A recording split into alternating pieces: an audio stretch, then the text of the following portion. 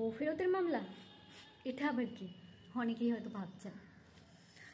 ধরুন একজন ব্যক্তি, তার নাম কানাই, সে তার বউয়ের সঙ্গে একটা ছোট্ট ব্যাপারে জাস্ট চায়ে চিনি কম নিয়ে হালকা একটু ঝগড়া হয়, এবং ঝগড়ার কারণে তার বউ তার বাড়ি ছেড়ে তার ফ্রেন্ডের বাড়িতে গিয়ে হাজির হয়। সে আর কোনো মতেই তার বাড়ি আসবে না। এবার তার বন্ধুদের কাছে সে কানাই যায় এবং বলে যে এবার আমি কি করব ভাই, একা একা তো আর সংসার করা যায় না। তখন তার বন্ধুরা তাকে অ্যাডভাইস করে যে যা কোর্টে যা, বউ ফেরতের মামলা কর। তো এই বউ ফেরতের মামলাটা কি?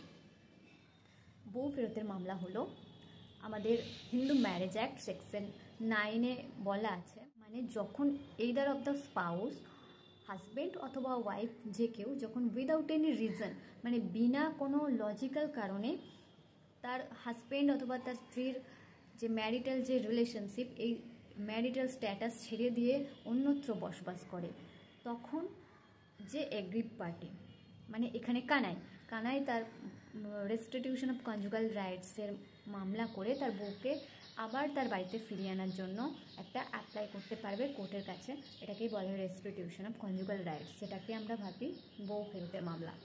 মানে এটা কেবলমাত্র হাজব্যান্ডের জন্য নয়, এটা ওয়াইফদের জন্যও, মানে যে পার্টি এগ্রিভ থাকবে। এটা যদি হাজব্যান্ড তার ওয়াইফকে ছেড়ে দিয়ে অন্যত্র থাকে, তাহলেও সেক্ষেত্রেও এটা ওয়াইফই মামলাটা ফাইল করতে পারবে সেকশন 9-এর আন্ডারে, রেস্টিটিউশন অফ কনজুগাল রাইটসের আন্ডারে। যদি আমার ভিডিও আপনাদের ভালো লেগে থাকে তো প্লিজ পাশে থাকবেন, সাপোর্ট করবেন এবং লাইক, কমেন্ট অ্যান্ড সাবস্ক্রাইব করবেন। ধন্যবাদ।